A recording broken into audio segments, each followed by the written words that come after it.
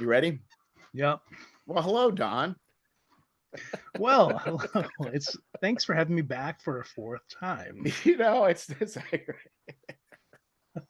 It's been great. So I got this idea. Like, I don't know how to write adventures. We were talking this last podcast about writing adventures, and Hmm. like actually writing an adventure. I did it once. It's out there on Drive Through RPG. I really just need to take it down before any more people buy it. Um, Because it's embarrassing. yeah, I need to take it to the next level. The idea was you're on a basically your ship, and it's called is it Odin's Eye? It's the idea is that your ship and you're sent to this planet for a reason, and you crash land, and it's like Mercury. It is close to the sun, and it's also where you call it with your. It's like always facing the sun. Um, Tidally locked. yeah, it's a tidal lock, but there's a slow rotation, so it's constantly doing it. And Hmm. the idea is that you basically wind up in this base, and and um and and you're as you're exploring it, things lock up, and then there's terrible things that happen with robots, and Hmm. basically as you go to get to the end, and as the robots are trying to kill you, is that um these people were forgotten by a corporation, and they were left there, and there's no way for them to communicate out because of where they were at, and the people just the corporation just through means of no ill intent. They just are corporations. They just somebody just forgot Right. about them, and these Yeah. people are going to starve to death. So this person initiated a kill order for all the people in the base. So then the characters wind up, and that kill order is still going. Um, Uh, and these people all died horribly by these robots, and come to find out why. But anyway, hmm. there's a few things that are missing in that, and it's okay. It's only $2, but still, occasionally I get called to task for how come Hmm. you don't have a map of the duct system, because you do mention the duct system. I'm like, well, Oh yeah. yeah, it's Yeah. like, Yeah. so, but anyway, Yeah.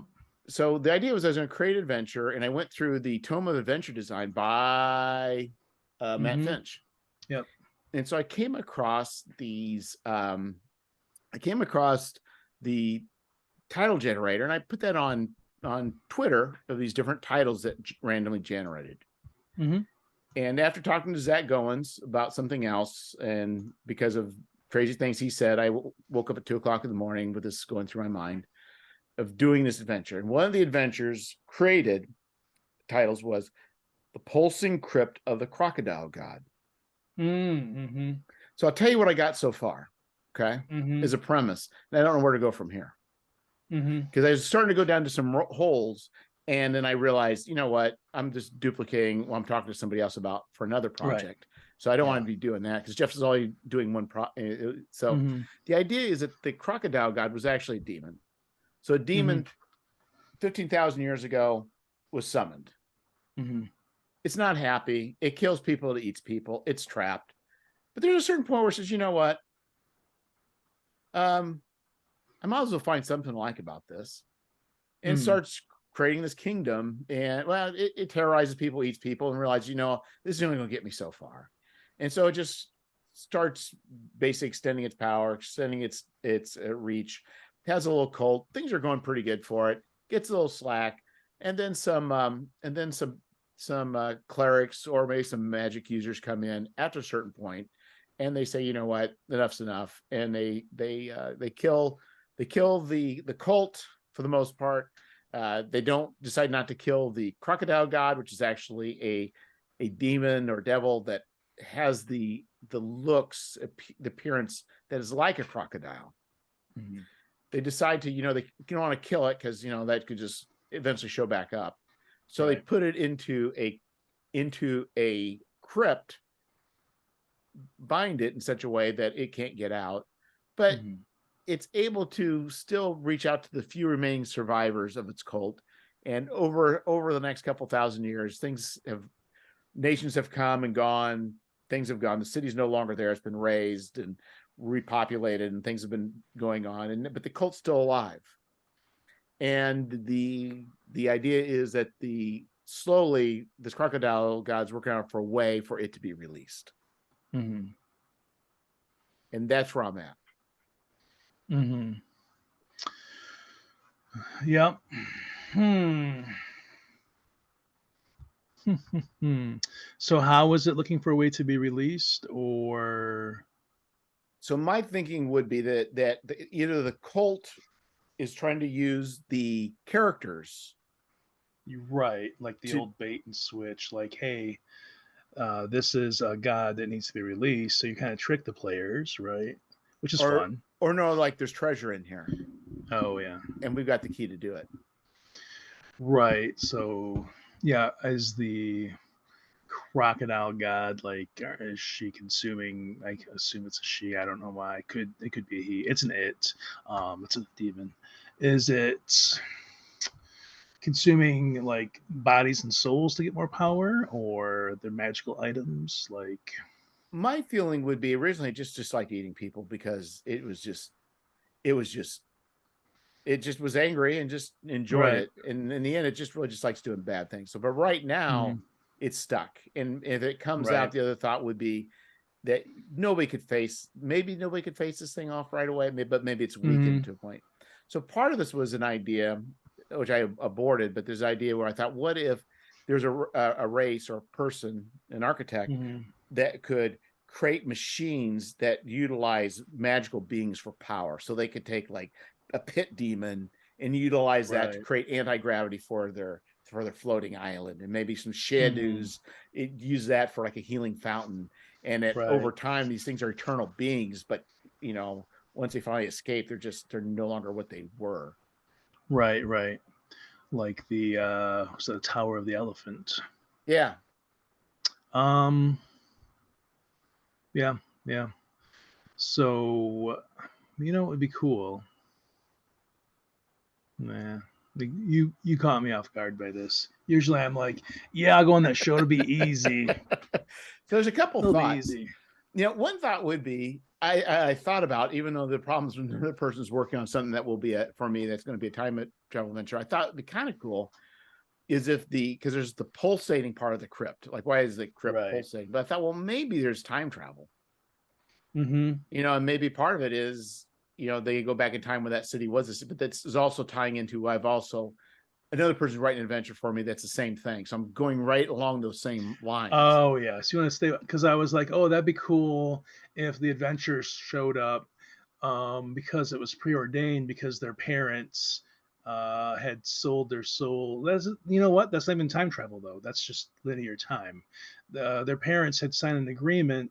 This is like, so they have to go. They just know they're supposed to go to this place. It'd be even cool if they were all just meeting there, and like, oh yes, you fulfilled your destiny, and it's to feed your souls to the crocodile god so she can finally be released. Um, I don't know. So I was That's thinking it'd not be my kind of answer. cool where it could go either way. Like, it would be interesting where, maybe the crocodile god is released, or the demon, Mm-hmm. and then you either stop it or you don't. And if you don't, then bad things start happening in the world. Right, right. I I even like, yeah. So what is pulsating? Do you know yet? No, no, it's the crypt is pulsating. Right. Other than the nasty cloaca. The nasty cloaca. That's definitely pulsating. um yeah, I kind of like this because I actually have this idea for, it's not a similar thing. It's just a crocodemon, um who they just have to escape from. So I always like the idea of like a crocodile, you know, that's more than a crocodile. Well, So for me, the yeah. idea of the crocodile god is to put it in an area where there's no crocodiles. So Yeah. then it's like very like, why is there a crocodile god in the middle of this, on the top of this mountain in the middle of a Right. continent? And it only kind of resembles one. So, Yeah.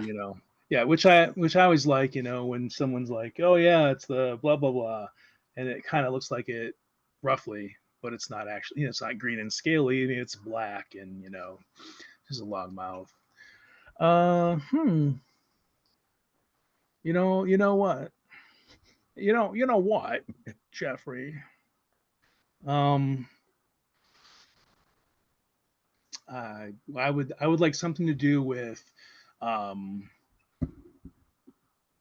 I don't know how this would work, but I want the cult to have been like moving its eggs out into the world, and eventually,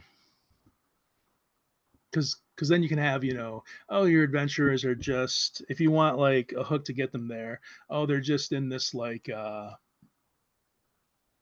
town, and all of a sudden these weird uh mutant things pop up, and they're like, oh, they're from eggs, whatever.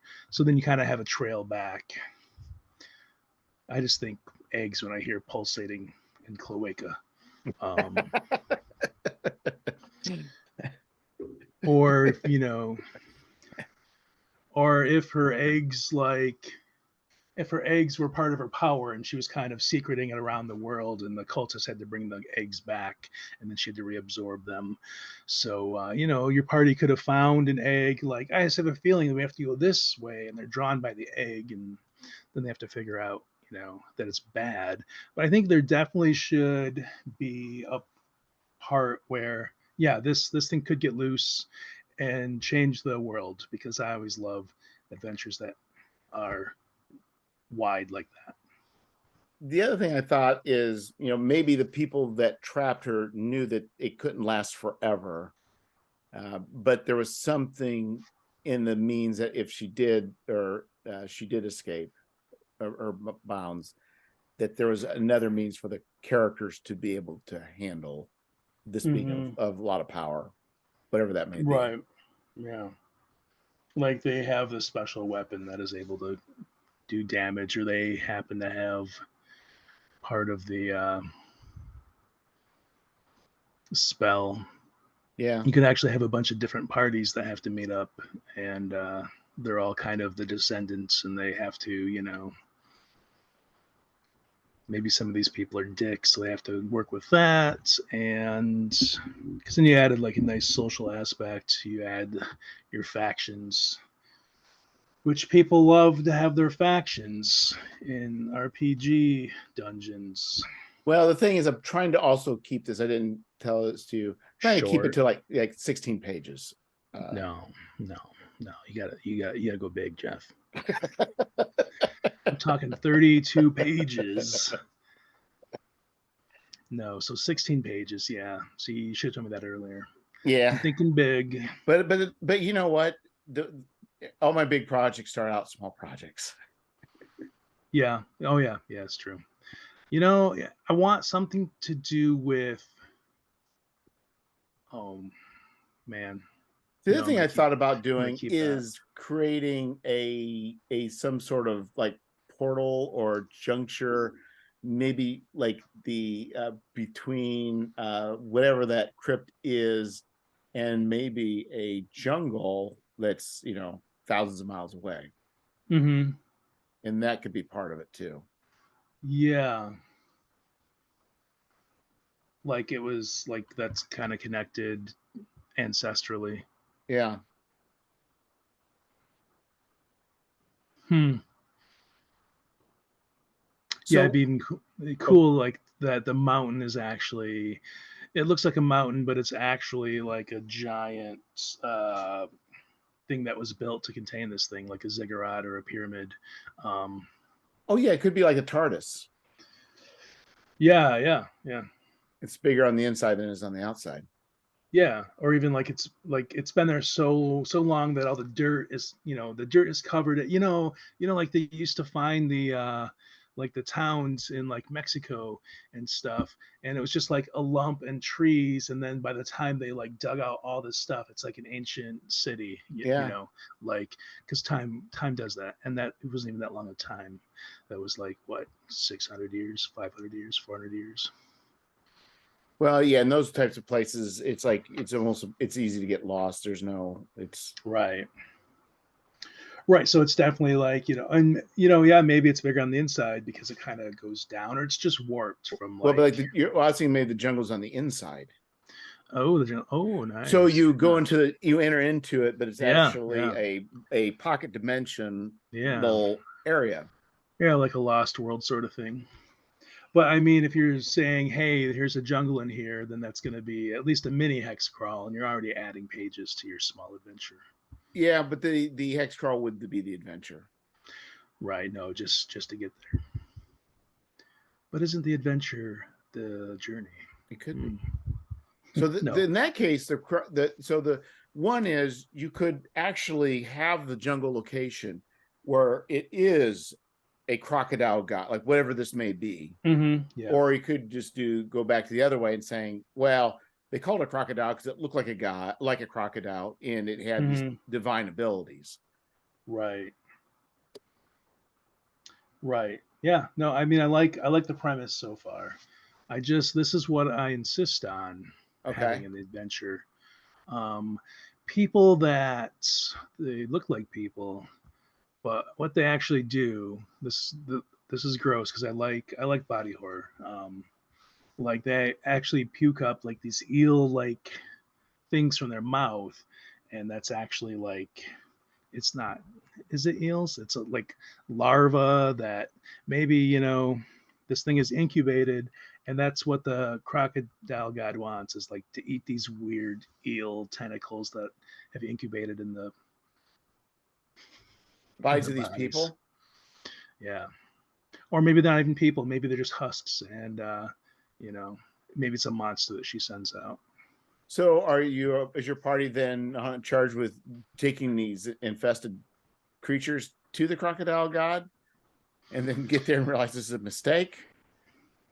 Oh yeah, maybe yeah. Oh yeah, that's a nice angle. See, this is the problem with my adventures. I've heard in both review and people telling me that I write places that are just explored, and they maybe don't even have anything, like, it's just like there are no factions, there's a rough plot, we have to dig for it, and it's just a place to explore, and there's not enough going on. So that is what people say about my adventures, and that hurts. No, it doesn't. I have a hard time reading anybody reviewing anything. In fact, anybody just saying they've bought my product, my first response wants to be, I'm sorry. I don't even care because I'm making $2,000 a year. Yeah, exactly. Yeah. Yeah, it's kind of hard. So pulsating and crypt. So there has to be a pulsating crypt, and there has to be a crocodile god. Yeah. And that's the only two things that have to happen. Yeah. But it had, So yeah, I'm having a problem with the pulsating. Like, well, it could be like not breathing. Quiver. Yeah. I mean, it could be. People could just say it's pulsating because it's got the breath of the swamp in it, and what does that do? Like some miasma that kind of flows through occasionally in the tunnels. The pulsating breath of the swamp. Yeah, for some reason, dimensional shenanigans or travel or piercings or time dilation, that kind of, for some reason, I guess also a heart pulsates too. Right? Kind of beats. Yeah. I feel like having like a gem heart beating is so overdone though. But no, I kind of like the bigger on the inside, and it actually like. See, I kind of like messing with players. Like once you go in, like, and you go out again, you're actually in a swamp that has like this real temple, and it's not at all where you were. Okay. So I like this better. So you go in thinking one thing, and then you come out and you are not in the same place. Right. Yeah. It wasn't actually pocket dimension. It was actually a gateway, and you can't go back to where you were. like through the door, because once you leave, like this door transports you. You thought, oh yeah, I'm in the same place. This is some weird inner, dimension, pocket dimension jungle, but we're transported to like a jungle where there's actually ziggurat that doesn't look anything like what you saw from the outside. Okay. So what we can have is, but there could be that they do something and they go back to the same ziggurat, and then it may not take them back, but maybe there's a completion there that. Right. Like the doorway's in one place, but yeah, then you actually have to, you should have to climb on the ancient ziggurat to do something on the top. Even though it's kind of like sailors, starless seas, but it doesn't have to be a big fight. It just maybe the pulsating heart is on top. It's kind of overdone though. No, but the tomb's pulsating, so it could be the ziggurat pulsates. Oh yeah. There doesn't have to be a heart. And maybe it doesn't pulsate all the time. Yeah. Okay. Yeah. So I think I like this. Not sure I'm going to go with it, but we like this. So the characters are going into this building. Do they know it's a tomb? Do they not know it's a tomb? Well, it's a tomb. If it's a crypt, I should say. So there's got to be something in the crypt. So what's in the crypt? I mean, would it be kind of? I always like mummified crocodiles, but I mean that's too on the nose. But it's weird because there aren't crocodiles here because, right? It's a crypt nowhere near the swamp until you're transported there. Yeah, then it makes sense. So there is so there's these crocodiles, and they could just be, it said like lizard men. It could be like crocodile kind of creatures. Yeah, maybe. Yeah. Like maybe first they find like a knocked down broken statue that's like, oh, that's a kind of a crocodile head, and the next statue they find is actually like a bipedal humanoid crocodile-ish head.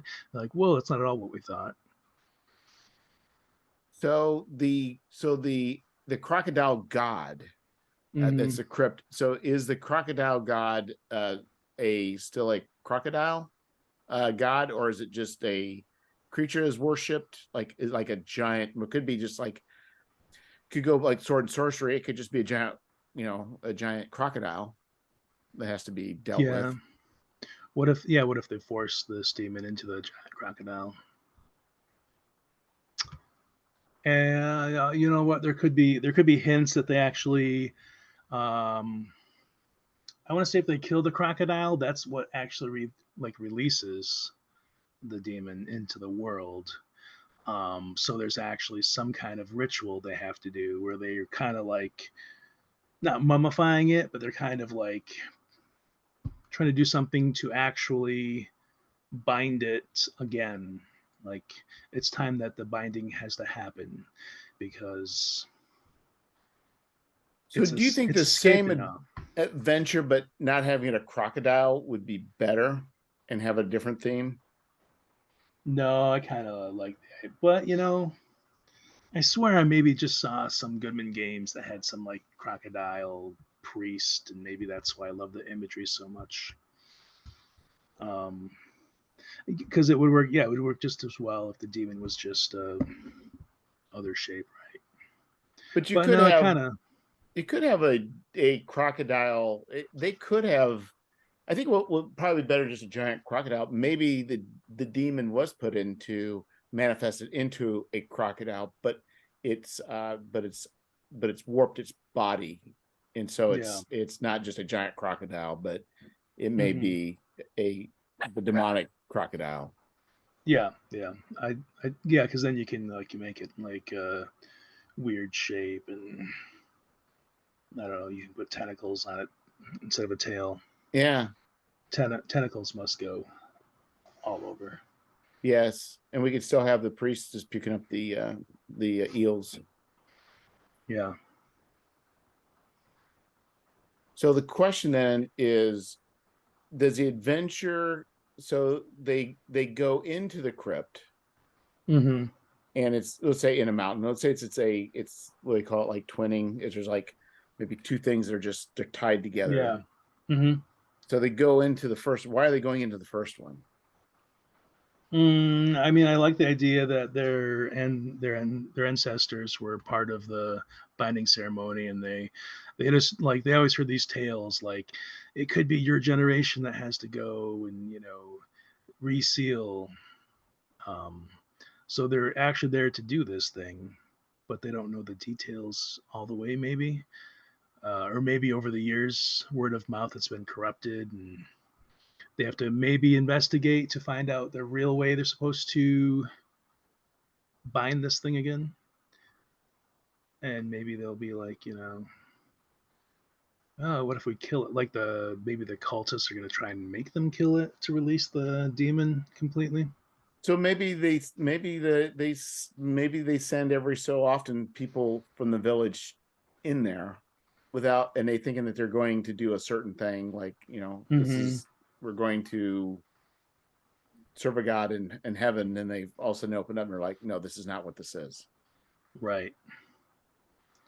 Right. The puked up eel things can actually they can be shown like cleaning the binding sigils off the skin of the crocodile. That's how they're releasing it slowly. Well, we could have it with the crocodile. Yeah, so yeah. So maybe they get there prematurely. The people. Yeah. Oh yeah, because then they have to like they can come upon the scene of like I don't really know. This is my yeah. You really put me on the spot. I did, Don. This is a tough. I mean, this is literally just sprung at you with nothing. It's kind of hard um, too because there's nothing else really to go to other than Pulsating Crypt and Crocodile God. right. I mean, what would be really cool is like you have a few levels. Like the pyramid on the inside isn't full of rooms. It's like a room, and then there's a big thing. But I want the players to be able to step out on like one of the steps of the ziggurat and realize they're not actually in a mountain in where they were. So They're now in really, a swamp. the tomb could actually be the crypt could actually be a ziggurat in the jungle, and that the Mm-hmm. door through the mountain actually just takes you into the Yeah, jungle. yeah, yeah. And then you could have like several locations in the jungle area But I that definitely think that they need to think that the crypt is in the mountain, and then they're very surprised to be transported okay. into a different climate hemisphere. Okay. So the other thing too is, going to so if they're going to fight like bigger level creatures, they're going to Mm-hmm. probably need to be higher level characters. Yeah, see, this is the thing that DCC does well. Like they'll throw this at first level characters and just not make it very strong. Um, And that's a possibility too. yeah, yeah. And because, And talking about the demon could be weakened, and so therefore it yeah, is weekend like yeah, like part of the puzzle, because I like puzzle combats, is they need to, instead of focusing on the writhing bulging crocodile demon thing, like these puked up eel people, like they need to kill them because the more they let them chew the sigils off of the skin, then the stronger the crocodile gets. So it's like, and you have to broadcast that like it looks like it just got larger, as and I have a hard time with giving not enough hints or too many hints, but I think in this case I wouldn't have a problem saying it seems like the more that these puked up eels eat off the crocodile, the bulkier it becomes and the louder. or the thing could be is like maybe the stuff they encounter earlier is not obvious that they need it, but once they get to the crypt, then it becomes maybe something makes obvious that the stuff they need is actually stuff they've already passed by, and it's a race against Mm-hmm. time against maybe threats that you've already kind of demonstrated or exist in the jungle. Yeah, yeah. Yeah, because then I mean, like to rebind it, it could be just certain pillars in the room need to have, some ancient crystal in the right spot, and that lowers like a magical net and binds to the skin again. So they have to figure out. They got to figure it out. They do. Well, I think, Don, I've tortured you probably enough. I put you on the spot after an hour's discussion. I think what I have is, I think, a pretty good direction for where to go next. So what we do is, some stuff is a little bit off, may or may not, but we do have a reason they're going to have to go there. They're going to be surprised when they go through the jungle or go through the doorway and they're in a different location. They're going to know that there's going to be a place that they need to go to, which would be the ziggurat. For whatever reason, that's the place they need to go. And then there is going to be the crocodile gods, whatever that's going to be, is going to be there, and they need to stop it before it becomes whatever. It becomes right. Like released from the body of the crocodile.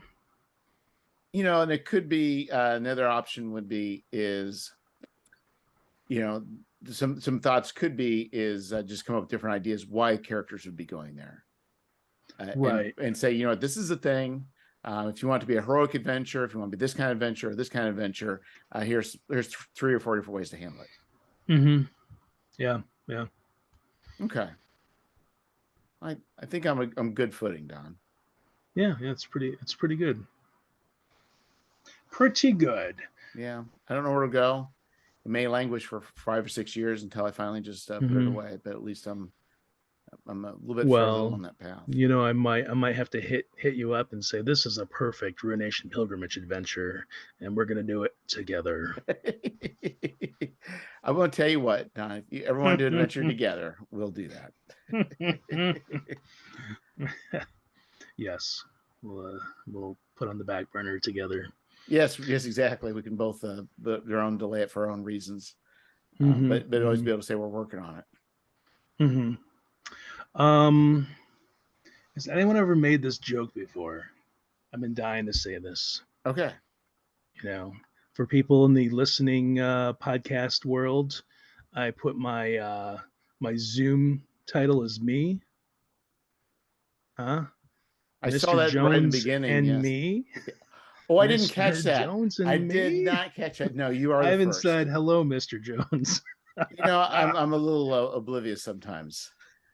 It was a really deep joke, and I don't like the song. So, well, it's kind of interesting. I was listening to a podcast about Hootie and the Blowfish. Okay. And I like it. Yeah, they basically changed.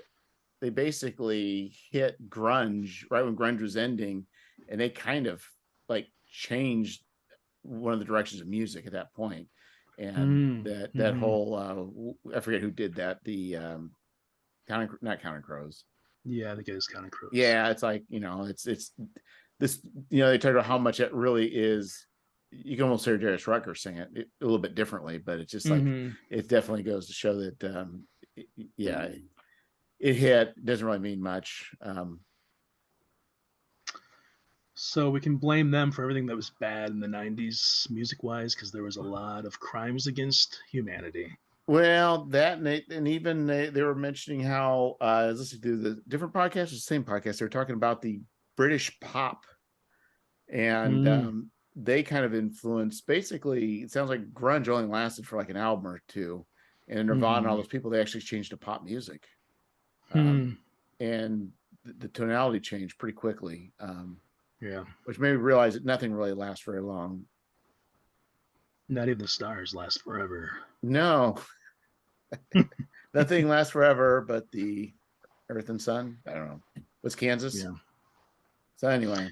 I'm going to develop a new podcast persona where I just say funny stuff in a Batman voice like that. Not even the stars last forever, Joe. Let's do a short. We'll do that sometime. But not tonight. Not tonight. You already got 2 weeks of content. You're welcome. I do. I know. If I do that, I have 3 weeks of content. Now we know how I Oh, operate. 3 weeks. Yeah. Nice. Well, thanks, Don, for helping me stretch this out and at least buy me some time. Oh yeah, it's my specialty. Well, and the thing too, the whole idea is some people have mentioned that they kind of would like to know and that whole journey as far as making adventures and how things are done. So it's like, the brainstorming and thinking it through. I don't know. I figure it's up to other people to determine whether it's worthwhile or not. So Yeah, no, yeah. I mean, you could actually go. Yeah, you know what? I've often wanted to do that as like a podcast, like just have people on. Tell me about your, but maybe they don't have any interest. I mean, I'm sure there's something interesting, Seed. I don't know if I mentioned this before. I'm sure I have somewhere. Like Isle of the Plangent Mage was like inspired by an NPR segment on Navy, the sonar, and effect on whales and dolphins. Like I got a fantasy adventure out of that. Like, it goes to show how if you're open, mm-hmm. There's a musician, songwriter, Rich Mullins, and one of his lyrics is everywhere I go, I'm looking. And the Mm-hmm. idea is if you just have your eyes open to possibilities, there's a lot of inspiration everywhere.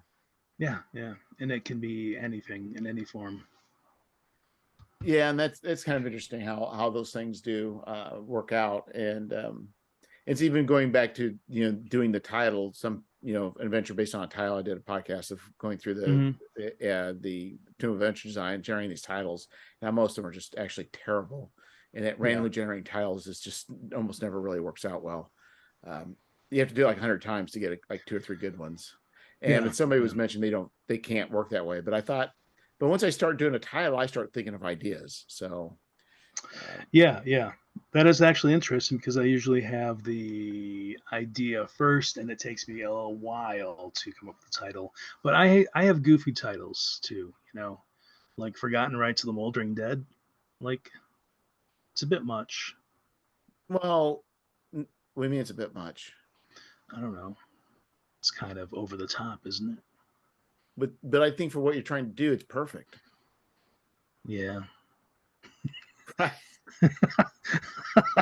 If the adventure's a bit much, your title better be a bit much. I'm actually going to give credit here to Sean McCoy because I think Sean's been involved in most of my naming, and like he'll come up with a word or two, and then we'll bounce that around, and then I'll come up with the other half. So, yeah, it's good to have a friend like Sean McCoy who you can text ideas to. That it would be nice, and eventually he may be replaced with a Sean McCoy Chat GPT. Oh. AI. I guess we don't need to round off with that. But it was interesting when I did an adventure. I was doing traveler adventures. I did one off of Cake's short dress, long jacket. Oh, nice. Yeah. Yeah. So the idea was, they were trying to. The spaceship was gone. This person they thought was kidnapped. Well, they ended up meeting her, but she just arranged the whole thing. And she's not really the victim. She's actually the perpetrator. Oh, nice. And I also put elements of the song in there, Yeah. So they met her at a bank, and there's a number of things. They named her I forget what her name was, but I just nice. I did the whole thing. So it's kind of, you can take just even mundane stuff like songs, and create something fun out of it. But yeah. I mean, I do that stuff all the time. Like I think every ship generator or every ship listed in, I know at least Pound of Flesh for Mothership is a Behemoth song title because they have those epic titles. And then a lot of the drugs are named, Sean named them after Wu-Tang songs. Wu-Tang Clan. Yeah. So there's Wu-Tang in there, and then there's Behemoth.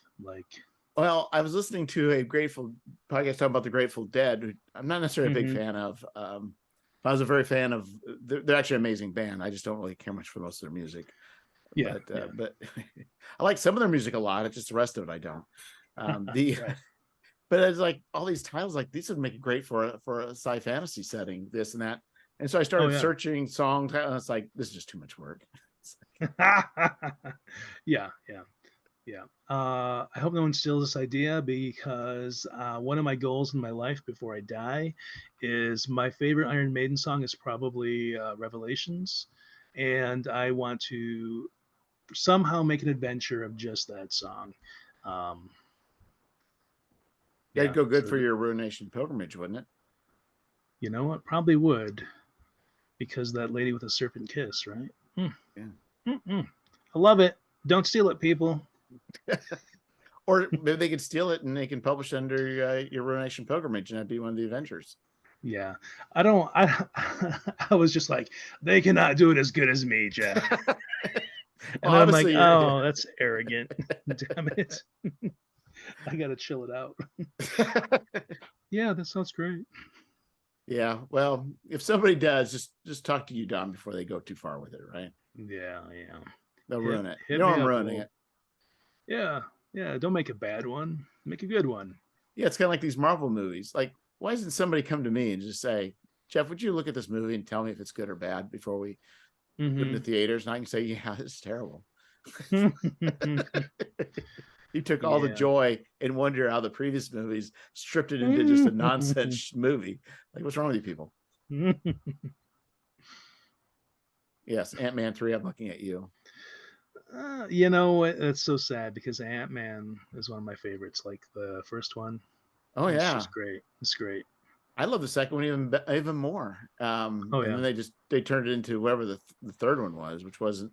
I told somebody when they shrink them down to the point where everybody's small and the whole small gimmick is gone. Like they lost his whole Right. purpose is he gets small and he's dealing with the normal world while he's small. That's the gimmick. Yeah. Yeah. You take that away. Yeah. Interesting. I never thought about that. I saw it once. Yeah. I'm glad I saw it once. I'm glad I saw it. Yeah. I mean, they all can't be Guardians of the Galaxy 3, you know. That was decent. That was very decent. Decent. That's the finest trilogy and Christmas special ever created.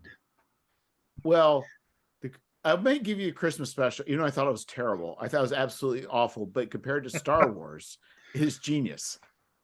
It was. I mean, it's. I thought it was hilarious. The whole shtick of going and kidnapping Kevin Bacon is great. Yeah, I'm not gonna poo-poo it because you love it. But no, I'll just think, wow, he's never been so wrong in his life. Yeah. I thought Kevin Bacon was great. I thought all the actors were great. I just think the writing was just it just I don't know. That shit gets a little goofy sometimes. It went a little over the top with Manus. I don't know. Yeah, and I mean, it's kind of weird how they're making these movies so goofy and they're based on like such a serious medium like comic books. And that's a wrap, folks. Yes. Cool. It's a perfect place to end that. Thanks, Donn. They're like, don't have Donn back. He's a dick. Yeah, he likes the Guardians of the Galaxy Christmas special. Towards the end of 2 hours, he was just an arrogant prick. I thought he had good taste. I mean, those are the finest trilogy. Yeah. Is it the finest trilogy? Yeah. There's not very many good trilogies. That's true. So I think I might give it to you. They've all kind of floundered somehow. The Christopher Nolan, I think, floundered. They had great actors, but there's a number of missteps with that. Yeah. Star Wars, I think the third of the first of episode 6 was terrible. I really don't like that one. I don't know if there's any. I'm trying to think. I don't know there's been many trilogies that I've actually really liked. And so you may be right. Maybe the best trilogy. Oh, but you know what? In Indiana Jones is 5 movies now, so it can't even count. Or else if you count the first 3, I don't think I liked the Temple of Doom, other than the what's his name, the young boy. Short Round. Yeah, that's kind of a common thing about it's Dr. Jones to you, doll. And so my kids and different people will say that. You know what? Oh shit! I never even put that together. Yeah, I always say like at least once a week. No time for love, Dr. Jones. Yeah, he was the best part of the movie. The rest of it was pretty. I'm trying to think. Is there any others? I don't think there's any other trilogy. I'm trying to think what other trilogies there ever have been. Yeah, there aren't a lot. Oh, you know what? The Man with No Name. That's a trilogy. Fistful of No, Dollars for a few dollars more. The Good, the Bad, and the Ugly. but they weren't the Technically same a person, were trilogy. they? Yeah, they're all Sergio Leone, right? So And they're the all Clint trilogy isn't that Eastwood. the character's the same. It's just that the director did 3 of them. Yeah, it's not really a trilogy. You're correct. I'm reaching. I just happen to have it in a box, and it says trilogy on it because Oh, it's all the same. the best one's really Lord of the Rings. Oh yeah, you know what? But there's no Christmas special, so it's knocked out of the water. Sorry. uh, no, that is a for all its missteps, like Elves at Helm's Deep, whatever. Um, yeah, I I'll think give I, it. I think the It's good. extended version, and I think the first one was too long, but I think all the Mm, changes they made, I think they made it better than the book. That's pretty controversial. mm. Yeah, that is a weird take. Um, Turns out I do have better taste than Dr. Jones. I think Tolkien meandered a lot, and I think he lost focus. Yeah, yeah. But you know what? He did what he set out to do. My wife and I watch it every New Year's Day, the extended one, so it's like 12 hours. Yeah, my kids would do that, and I at a point where I just can't do that anymore. Something's happened to my brain; is calcifying. Mm. I can't do that anymore. It's like the one day of the year that we actually will lay around and watch television. Other than that, we don't watch much. But it does get tiresome because the third one really is like all that like looking at each other, Sam and Frodo. Like I get it, you're like bros, and it's hard. Like, but can we speed it up? Can we get that ring I to the thought the fires? I think the first version where they just were in what's Rivendell, that just seemed to go on forever. Oh yeah, yeah, yeah. Especially in the extended cut because there's a lot of. But Yeah. there's like such key moments like when they're talking about how old Aragorn is. Like I was like, oh man, that's awesome. Oh no, they did a lot of really Yeah. cool things, and I think also going back to, and I need to watch it again. Have you seen oh, here we have a blank. Uh, this was Lawrence of Arabia. No, not since I was a young child. So like one of the earlier scenes, there's this like desert where Lawrence is, and he's at this well, and they're talking. And the guy gets him some water, and then all of a sudden this guy is shot, and then the person shot is way in the background. It takes a long time for that guy to actually get there, Mm. But it's kind of interesting, like timing and pace, and trying to get a sense of that, where modern Mm. audiences were ready to move on to the next scene. Right, right. That is a total thing. Like I even found that I was showing my kid like classic Carpenter flicks, right? And Karen Escape Carpenter. no, Escape from New York. Like I was just like, this shot is so long and boring. Like the truck just slowly driving up, and then it pans back to them, and it's just like, you don't need to do that. Like, it did not hold up as much as, say, the finest movie ever made, Big Trouble in Little China, which is perfect through and through. It is a great movie. A lot of great quotable lines. The I Mm, think the thing is, the same when my son wanted to watch 80s horror movies, and I'm not a big mm, horror movie fan, but I said, probably want to watch Halloween, and yeah. and it I went and watched a little bit of it. It's like it does not hold up. It is some really bad No, choices, no, really no. bad choices. And that's actually kind of the boring one, right? Where it's like Yeah. just the mom. Sorry, spoilers. Or is that Friday the 13th I'm thinking of? I think it's Friday. Well, Well, other people, no, a number of people get killed, but it's basically Jamie Lee Curtis, running for yeah, her yeah, yeah, life. yeah, yeah. So, but then you think, well, but how did Alien do so well and get everything right and still be cinematically just perfect? Oh yeah, that's a fine film. It's almost as good as Event Horizon. I need to watch that still. Oh man, put it on your list. It is. I just don't watch anything much, so.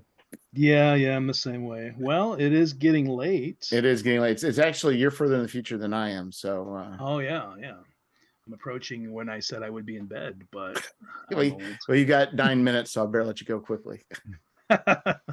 All right, thanks for having me on for the 4th, 5th, or 6th time. Yes, and who knows how I air these in different orders? It could be a continuity weirdness. Yes. All right. 5 before 3. Ooh. Yeah. What will people do? They'll lose their minds. It's the Pulsating Podcast. Yes. And you're the Crocodile God. Woo. All right. Take care, man. Later. Hey, thanks, Donn. Oh yeah, that was fun. It's always good. Always good to get out and see